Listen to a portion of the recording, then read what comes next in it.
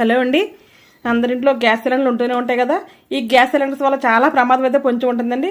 అదేంటంటే మన gas cylinder ఎప్పుడైనా కొత్తది తీసుకొస్తాం కదా, తీసుకొచ్చిన తర్వాత రెగ్యులేటర్కి అయితే ఫిక్స్ చేస్తూ ఉంటాము. చేసేటప్పుడు ఒక్కొక్కసారి ఫిక్స్ అయిన తర్వాత గ్యాస్ అయితే లీక్ అయిపోతూ ఉంటుందండి. స్మెల్ వచ్చేసి సౌండ్ కూడా వస్తూ ఉంటుంది. అప్పుడైతే మనం రెగ్యులేటర్ అయితే ఆపేసి ఈ గ్యాస్ సిలిండర్ లోపల ఇటువంటి వాచర్ ఉందో లేదో మనం చూసుకోవాలన్నమాట. ప్రతి సిలిండర్ కూడా ఇటువంటి వాచర్ అయితే వస్తుందండి. ఒక్కొక్కసారి బై మిస్టేక్ ఎప్పుడో ఒకసారి అయితే మాత్రం వాచర్ అయితే రాకుండా వస్తుందన్నమాట. అలా ఒకసారి మా ఇంటికి అయితే ఒక గ్యాస్ సిలిండర్ అయితే వచ్చింది. దానివల్ల చాలా భయం వేసింది మాకు. అప్పుడు మనం ఏం చేయాలంటే ఇటువంటి వాచర్ ఉందో చెక్ చేసుకుని వాచర్ అయితే వేసుకోవాలండి. అప్పటికప్పుడు వాచర్ మన దగ్గర ఎక్కడి నుంచి వస్తుంది, రాదు కదా ఈ సైజు వాచర్ కూడా. అందుకు మనం ఎప్పుడన్నా ఖాళీ అయిపోయిన సిలిండర్ బ్యాక్ పంపిస్తూ ఉంటాం కదా, అప్పుడు ఒకటి రెండు వాచర్స్ అయితే తీసి ఇంట్లో పెట్టుకోవాలి మనం.